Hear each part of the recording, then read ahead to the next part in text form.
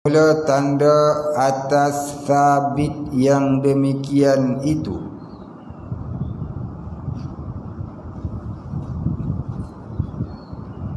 Makhluk ini, baik kata musannif, bermula tanda atas sabit yang demikian itu, yakni bermula sungguh kenyataan yang telah diterangkan di atas itu. Bermula tanda atas sabit yang demikian itu, yakni bermula tanda yang mengatakan sungguh kenyataan yang seperti di atas itu. Kenyataan apa? Kenyataan bahawasanya adanya zat Tuhan yang bernama Allah, yang wajibul wujud, yang bersifat dengan segala sifat kamalan, yakni sifat-sifat kesempurnaan yang tak terhingga banyaknya itu. Apa dia? Tanda dia sekalian makhluk ini, yakni adanya alam ini tanda sungguh Allah itu wujud. Ini pada pihak orang awam. Pada pihak orang awam, dia beriktikad ada alam ini tanda adanya Allah. Kalau orang khawasul khawas, macam yang kita sebut semalam dalam kitab Hikam, apa dia? Tanda Allah itu ada, adanya alam ini tanda adanya Allah. Itu orang awam. Orang khawasul khawas, Allah itu tanda adanya alam. Baik, itu dah cerita dah. Dan firman Allah Ta'ala, walillahil asma'ul husna fad'uuhu biha. Artinya, dan bagi Allah beberapa nama yang elok yang diambil daripada beberapa sifatnya yang layak baginya, maka seru oleh kamu akan dia dengan dia. Yani hendaklah kita nak berdoa, sebutlah nama Allah. Selalu sebut nama Allah. Kita dulu sebut juga nama Allah belum ngaji, tapi ada yang tak mau sebut, diam, tak semangat, tak minat, diam kereh, bibir-bibir pun tutup, main tangan, main telinga, main hidung. Ini macam mana dah malas-malas mereka nak kata apa, kita berhenti terus. Malas-malas cakap pun tak berhenti. Macam mana? Dan lagi sabda Nabi sallallahu alaihi wasallam, la nuhsi thana'an 'alaika kama athnaita 'ala nafsik. Artinya, tiada dapat menghingga oleh kamu akan kepujian atas engkau seperti barang yang engkau puji dengan dia atas diri engkau. Apa kata dia? Artinya, tiada dapat menghingga oleh kamu, yakni tidak terkira banyaknya, tiada dapat menghingga oleh kami, tiada dapat menghingga oleh kami akan kepujian atas engkau. Mana kata Nabi kata kami ni ya Allah, ya, tak terhingga, tak dapat nak menghitung betapa banyak kepujian atasmu. Begitu. kami ni ya Allah tak dapat nak menghitung betapa banyak kepujian atasmu. Maknanya kepujian Allah, sifat-sifat kamalan Allah ni tak terhingga banyaknya, tak dapat nak dikira, tak dapat nak dihitung.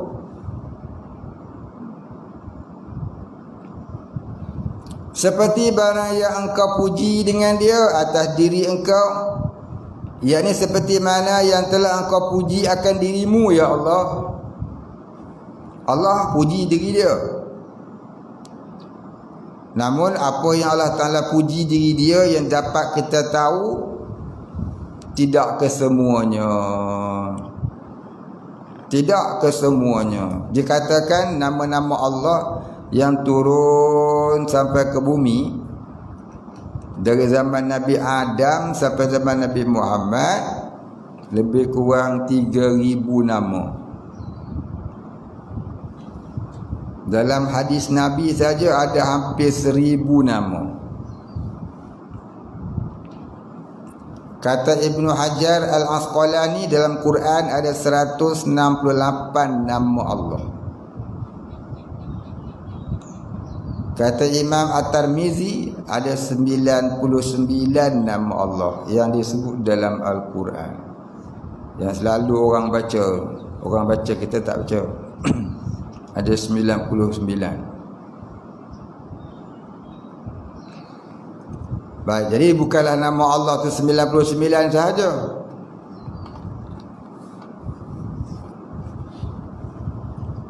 Itu adalah sebahagian darinya. Nama Allah Ta'ala ni tak terhingga banyaknya. Itulah yang disebut oleh Nabi tadi, la nuhsi thana'an 'alaika kama athnaita 'ala nafsik. Baik, habis.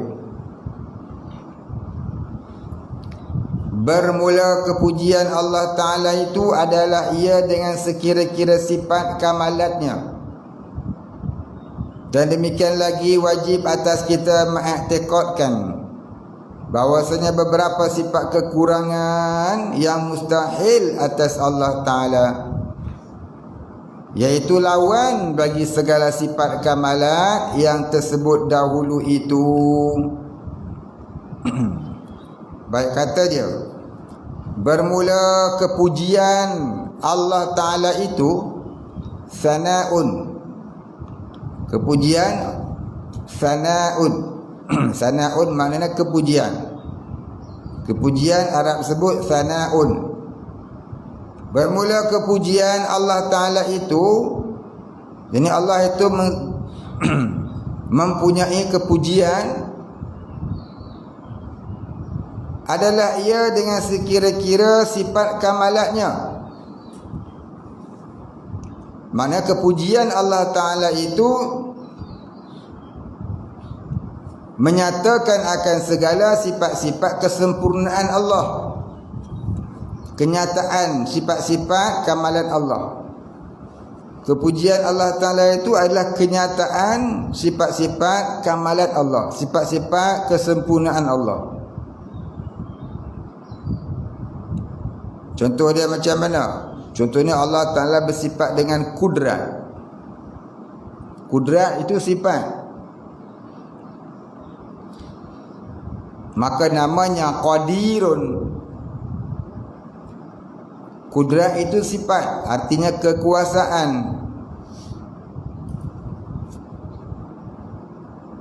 Maka namanya qadirun, yang maha berkuasa.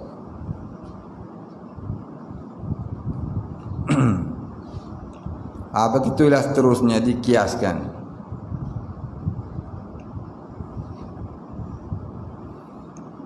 Dan demikian lagi wajib atas kita i'tiqad akan bahawasanya beberapa sifat kekurangan yang mustahil atas Allah Ta'ala. Ini wajib pula kita belajar sehingga kita reti dan dibuat i'tiqad. Yang ini dibuat pegangan hati. I'tiqad maknanya pegangan hati ataupun keyakinan hati.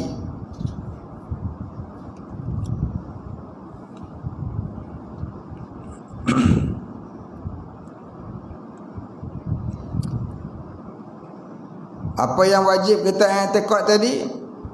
Iaitu bahawasanya beberapa sifat kekurangan yang mustahil atas Allah Ta'ala. Allah Ta'ala ni pula ada sifat, ya, tidak ada sifat kekurangan, iaitu lawan bagi segala sifat kamalat, yakni lawan bagi sifat kesempurnaan. Lawan ni bukan lawan maknanya bertumbuk. Yang tersebut dahulu itu. Habis. Lawan di sini bukan makna lawan bertumbuk. Lawan di sini maknanya yang tidak yang menyalahi daripada yang sebenar. Itu maksud kata lawan di sini. Allah Ta'ala bersifat kudrat, maka yang menyalahi kudrat itu ialah ajzun, lemah. Itu maksud kata lawan. Maka lawan dalam sifat lawan ni ada 3 jenis lawan. Ya. Maksud kata lawan ni ada 3 jenis lawan. Yang pertama, lawan dengan makna adam malakah. Ain dal mim, adam malakah. Min lam kaf ta marbutah, adam malakah.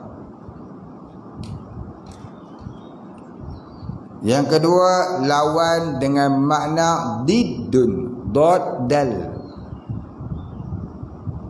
Jamaknya adad.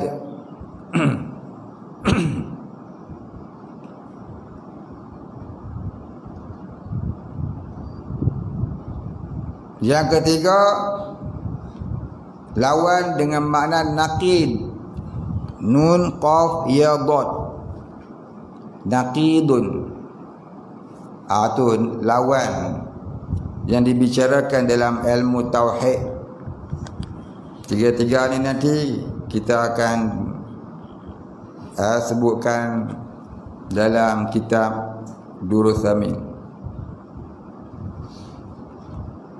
ataupun dalam kitab Aqidatun Najin. Tengok bila ada masa yang sesuai, kita terangkan 3 jenis makna lawan. Ya, makna lawan bukan lawan bertumbuk. Lawan makna kata yang menyalahi dia. Baik, saya nak sebut sikit bab solat. Lain kali imam bila ada orang tegur,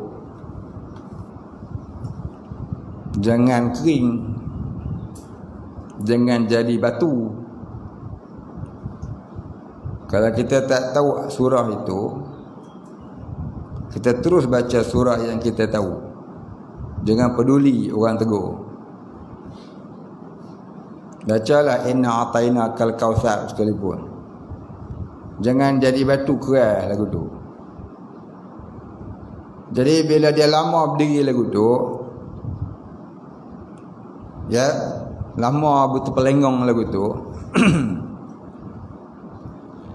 maka terfikirlah oleh makmum, dia ni dah mati ke ataupun dah jadi batu.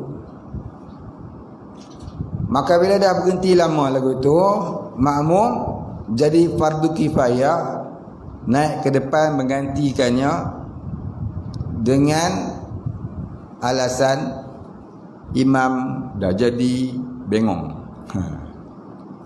Iman hilang, apa, imam dah hilang akal. Imam tidur ke, imam jadi batu ke, imam tak tahu apa imam. Pasal dia diam kan, kita tak tahu. Ingat kalau duk tunggu mungkin sampai zuhur nanti lah, jatuh hitam habis. Ingat ni, faham ni. Jadi kalau berlaku macam tadi, imam jadi batu lagu tu, jadi jangan duk tunggu ya. Fardu kifayah makmum terus naik jadi pengganti imam. Jadi bila imam dia tengok ada orang ganti dia, jangan pula duduk bertunggu di situ. Jadi kalau Pak Imam tunggu itu bermakna betul-betul dia jadi batu. Tiba-tiba Pak Imam yang baru tadi naik, dia nak naik dia kena naik imam dulu. Makmum yang nak naik tadi dia kena naik jadi imam, dia kena niat jadi imam. Dia tak niat jadi imam tak boleh. Dia naik masa dia nak ganti tu dia kena niat jadi imam. Aku jadi imam. Niat gitu. Dia tak niat tak boleh. Tak niat pun tak apa sebenarnya. Taklah batal. Jadi imam tak niat imam sah. Jadi makmum tak niat makmum tak sah. Faham tu? Jadi imam tak niat imam sah. Jadi makmum tak niat makmum tak sah. Jadi imam tak wajib niat dalam takbiratul ihram. Jadi imam ni boleh niat kat mana-mana saja, walaupun kat tahiyat akhir boleh. Jadi makmum wajib niat dalam takbiratul ihram. Jadi makmum wajib niat dalam takbiratul ihram. Tak boleh niat masa tengah solat, tak sah. Itu beza niat, tempat niat makmum dengan imam.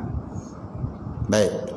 Jadi imam tadi yang nak ganti makmum tadi yang nak ganti imam, dia dalam niat dulu aku jadi imam. Ya, kemudian dia naik teruskan bacaan imam. Apa? Dah apa imam tu dah jadi batu tadi, bacalah surah apa pun. Sampai dia menapak naik 2 langkah, jangan terus naik sampai 10 langkah tanpa henti. Batal solat. Jangan sampai berturut-turut. 3 langkah berturut-turut batal, 2 langkah tak boleh lagi. Sampailah dia baca surah. Bacalah alam tarakai apa yang dia tahu. Kemudian dia pun rokok. Tiba-tiba imam pun rokok je. Ya, kan jadi batu lah. Hidup lagi punya imam ni. Pelik kan? Imam tidur lagi punya. Dia pun rokok je. Jadi sepatutnya gini. Bila dah ada orang lain naik jadi imam, imam yang jadi batu tadi, dia bukan jadi batu sebenarnya, pasal dia rokok bukan. Cuma dia terpelengong. Dia bengong. Maka bila dia tahu ada orang naik jadi imam, dia kena berhenti jadi makmum duduk belakang. Dia kena berhenti jadi makmum, kena berhenti jadi imam, dia kena duduk belakang. Takkan 2 imam lah. Yang apa? 2 imam. Isteri tak boleh ada 2 suami.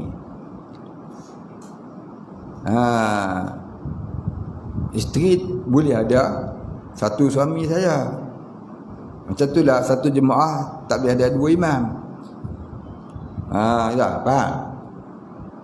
Kalau isteri ada 3 suami, itu Hindu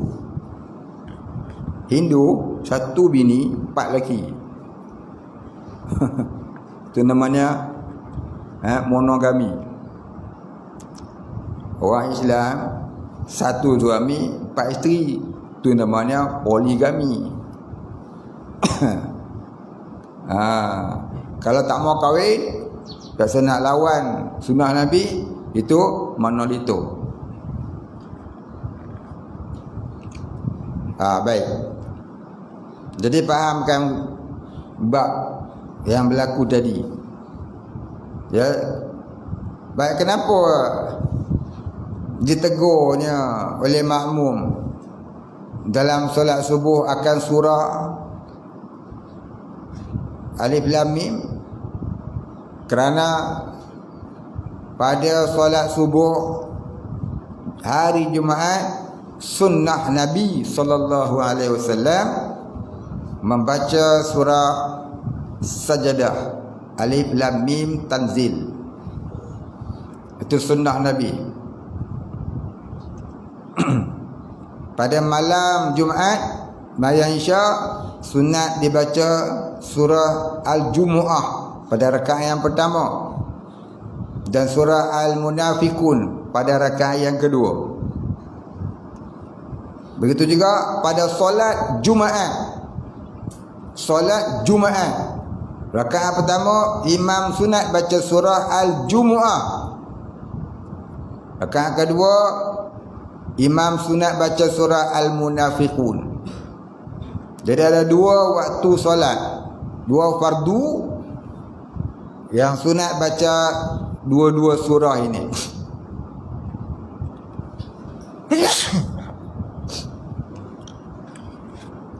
Baik, tapi hari ni kalau hari Jumaat Pak Imam baca surah yang pertama inna a'tainakal kautsar. Yang kedua qul huwallahu ahad. Pasal apa? Tak ada khutbah panjang sangat. Takut baca surah panjang-panjang nanti makmum marah nak pergi kerja. Lambat pula masuk kerja kena marah dengan bos. Jadi panjanglah khutbah, pendeklah solat. Inilah bid'ah di akhir zaman. Nabi kata, di zamanku ini pendek khutbah, panjang solat. Akan berlaku di akhir zaman, di suatu zaman orang memanjangkan khutbah, memendekkan solat. Kata Imam Haramain, inilah bid'ah di akhir zaman. Gila mana-mana apa akhir zaman ni, orang buat bid'ah di masjid, dia khutbah setengah jam, sembahyang Jumaat 10 minit pun tak sampai. Gila mana-mana apa. Jadi Pak Imam pun tak berani nak memendekkan khutbah. Pasal apa? Nanti kena buang. Kalau ada kena buang, no money come. Itulah dia masalah dia. Jadilah akhir zaman ni banyak orang buat sembahyang Jumaat, sembahyang yang bercampur dengan bid'ah. Itulah bid'ah dia. Panjang khutbah, pendek solat. Kalau ada imam yang sengaja nak memendekkan khutbah sebab nak panjangkan solat, tak lama lah imam tu nanti. Ya, itulah yang terakhir dia jadi imam makan kali. Lepas tu tak dipanggil lagi dah lah. Baik. Jadi sebab itulah ditegur oleh makmum kepada imam yang tak baca surah sajadah kerana mengambil sunnah Nabi. Hari Jumaat Nabi baca surah As-Sajdah. Jadi apabila imam ni dah ditegur supaya baca Alif Lam Mim, dia tak hafal, maka janganlah jadi batu. Bacalah apa surah pun dulu ibu dia. Aku tak kerti aku kerti inna ataina bacalah inna ataina. Itu rakaat lah. Dan makmum tadi tak payahlah mubarakah, bukannya batal pun. Cuma sunat dia tegur imam tu dengan niat zikir. Ya, sunat dia tegur imam dengan niat zikir agar membaca surah As-Sajdah. Jadi kalau Pak Imam tahu, dia bacalah surah Sajdah. Mungkin dia ingat hari ni hari Ahad, sebab semalam dia pergi Pampir. Rupanya hari ni Jumaat. Begitu cara dia. Ya. Jadi makmum fardu kifayah mengganti imam apabila imam itu batal. Satu. Makmum juga fardu kifayah menjadi imam jika didapati imamnya jadi batu. Itu maksud batu, bukan batu keras, batu konkrit tu. Pak imam tu diam membatu. Tu maksud kata batu. Diam apa dak Pak? Baca surah dak, rokok dak. Pun dak, dah telena apa dah. Stroke apa? Kaya. Jadi fardu kifayahlah makmum naik. Masa nak naik, dia hendaklah niat jadi imam. Niat tu sunat. Sunat dia niat jadi imam kalau sembahyang selain fardu Jumaat. Kalau sembahyang fardu Jumaat dia wajib niat jadi imam.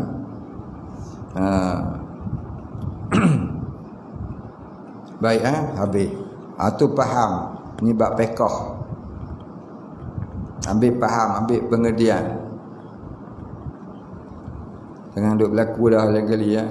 Dan imam ni pula, kalau dia dah baca surah lebih pada 3 ayat, dengar ni molek. Imam kalau dah baca surah lebih daripada 3 ayat, tiba-tiba ya, tiba-tiba dia absent minded. Dia lupa habis. Blank. Apa pula ayat ni?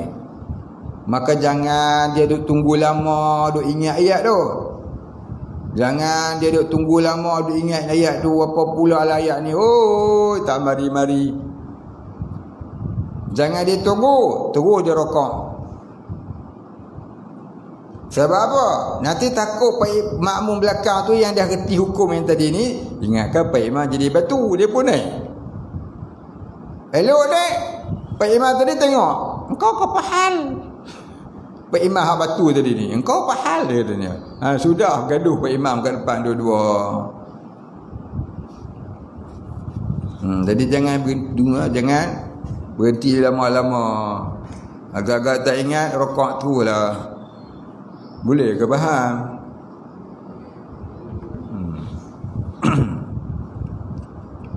Kalau dia tak baca 2 ayat lagi, 3 ayat, baru 2 ayat. Apa dia? Inna a'tainakal kautsar fasalli li rabbika wanhar. Ayat apa pula lepas ni? Baru 2 ayat. Lupa lah. Macam jangan rokok. Dah lupa tu, tulis baca surah lain lah pula. Ya, lupa dah yang tu, lupa baca surah lain pula. Bacalah surah apa pun, wadduha wal laili idza saja ma wadda'aka rabbuka wa ma qala. Tapi kalau dia baca daripada bismillah, bismillahirrahmanirrahim, 1 ayat. Inna a'tainakal kautsar, 2 ayat. Fasalli li rabbika wanhar, 3 ayat. Maka dia kosakkan bismillah tu 1 daripada ayat, jadi 3 ayat, maka bolehlah dia rokok. Kalau baca 2 ayat tak boleh kau rokok? Boleh juga, tapi tak dapatlah pahala baca surah. Dia sekurang-kurang baca surah, yang dapat pahala sunat hai'ah dalam solat ialah 3 ayat. 3 ayat ataupun 3 waqaf. Contohnya ayat kursi. Ayat kursi tu kan ada 9 waqaf dia. Maka dibacanya 3 waqaf. 3 waqaf bolehlah dia rokok. Bukan 3 patah. 3 patah lain. Ya, 3 kalimah. Bukan 3 kalimah, 3 ayat. Faham tu? 3 ayat, bukan 3 kalimah. 3 kalimah apa dia? Kul huwallah. Tu 3 kalimah. Kul 1, huwa 1, Allah 1. Tu 3 kalimah. 3 ayat. Kul huwallahu ahad, Allahu samad, lam yalid wa lam yulad. Tu 3 ayat. Inna a'tainakal kautsar, 1 ayat. Fasalli li rabbika wanhar, 2 ayat. Inna syani'aka huwal abtar. Tu nama dia 3 ayat, bukan 3 kalimah. Dengar molek. Baik. Tak baca tak apa ke? Tak baca boleh. Pak Imam tak baca surah. Waladdallin amin. Tu je rokok. Boleh tak? Sagi habis maya kena terajang punggung lah Pak Imam. Dia baca-baca Fatihah waladdallin amin tu rokok. Biar makmum tak baca Fatihah lagi. Tu maknanya itulah kali pertama, itulah kali terakhir dia jadi imam. Orang tak terus jadi imam dah lah. Jadi bila dia turun rokok, makmum kena buat apa? Adakah makmum boleh rokok? Kalau makmum tu dah baca Fatihah tak apa, bolehlah rokok dengan dia. Tapi kalau makmum tu belum baca Fatihah, makmum wajib baca Fatihah dan diizinkan ketinggalan daripada imam 3 rukun panjang dan 2 rukun pendek. Jadi 5 rukun diizinkan dia ketinggalan daripada imam. Di mana tak batal. Selagi Pak Imam tak bangun berdiri dengan betul, dia sudah rokok, maka dapatlah dia rakaat itu.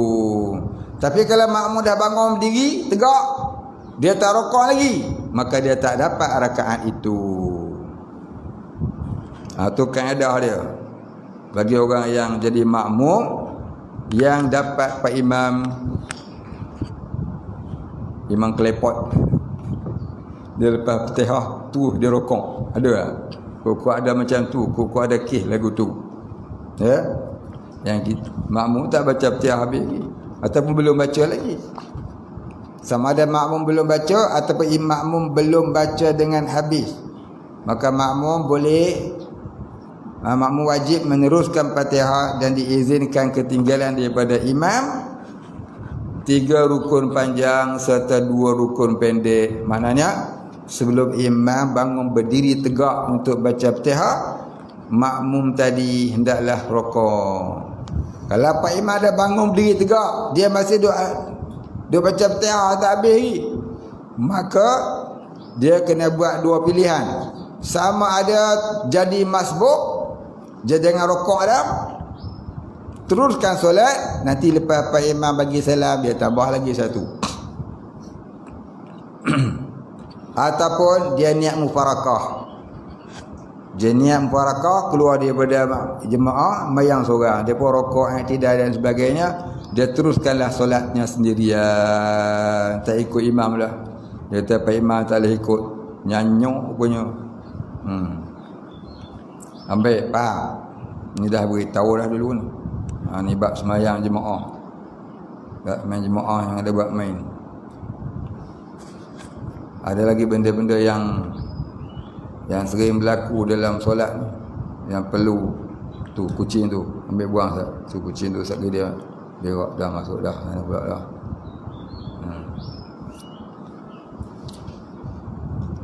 Baik, habis.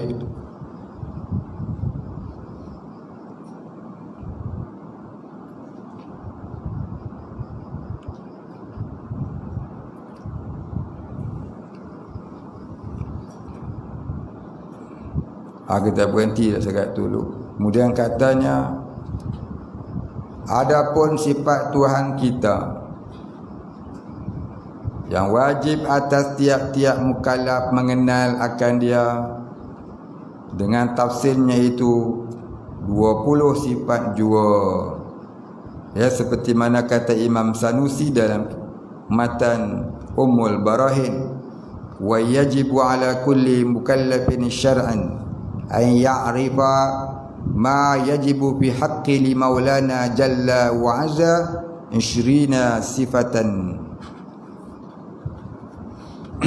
Baik, wallahu a'lam. Siapa yang dah hafal Ummul Barahin? Tok Bu saya kata, siapa hafal Ummul Barahin wajib alim tauhid. Tok Bu saya kata, siapa hafal matan Ummul Barahin wajib alim tauhid. Sebab Imam Sanusi dia karang kitab Ummul Barahin itu dalam keadaan dia zauq. Dia bukan tulis dengan nafsu dia, dalam zauq dia tulis. Dan kitab tu sampai ke langit dibacakan oleh Nabi Ibrahim kepada kanak-kanak yang mati kecil. Itu disebut dalam kitab Sirajul Huda. Tengok dalam kitab Sirajul Huda, dia tulis lagu tu. Dalam Quran tulis ke? Dalam Quran tak tulis, tapi disebutkan oleh orang-orang yang kashful mukasyafah, yang mana hatinya dapat melihat sampai ke alam barzakh, sampai ke alam langit, sampai ke alam syurga. Orang yang jadi wali-wali ni setengahnya dikurniakan kashful mukasyafah, sehingga boleh melihat sampai ke alam ghaib, bukan kata alam jin. Alam jin itu yang alam bawah, iaitu alam barzakh, sampai ke alam akhirat dia nampak. Sebab itulah mereka boleh ingat Allah sentiasa. Sebab apa? Ya, sebab mereka dibukakan oleh Allah Ta'ala akan pintu-pintu ghaib yang mulia-mulia. Kita ni dibukakan pintu tandas dengan pintu dapur ialah hari-hari. Baik, wallahu a'lam. Al-Fatihah. Bismillahirrahmanirrahim. Alhamdulillahirabbil alamin. Ar-Rahmanir-Rahim, Maliki yaumiddin. Iyyaka na'budu wa iyyaka nasta'in. Ihdinas siratal mustaqim. Siratal ladzina an'amta 'alaihim ghairil maghdubi 'alaihim waladdallin. A'udzu billahi minasy syaithanir rajim. Bismillahirrahmanirrahim. Alhamdulillahi rabbil alamin. Wassalatu wassalamu ala asyrafil anbiya'i wal mursalin wa ala alihi wa sahbihi ajma'in. اللهم اغفر لنا ذنوبنا وارحمنا وأنت الغفور الرحيم. اللهم اغفر لنا ذنوبنا ولوالدينا وارحمهم كما ربيانا صغارا ولمشايخنا وللمسلمين أجمعين برحمتك يا أرحم الراحمين. اللهم نور قلوبنا بنور معرفتك يا فتاح يا رزاق. افتح لنا فتحا قريبا كما فتحته على أنبيائك وأوليائك وعبادك الصالحين. صلى الله على سيدنا محمد وعلى آله وصحبه أجمعين. سبحان ربك رب العزة عما يصفون وسلام على المرسلين والحمد لله رب العالمين. قبل الله.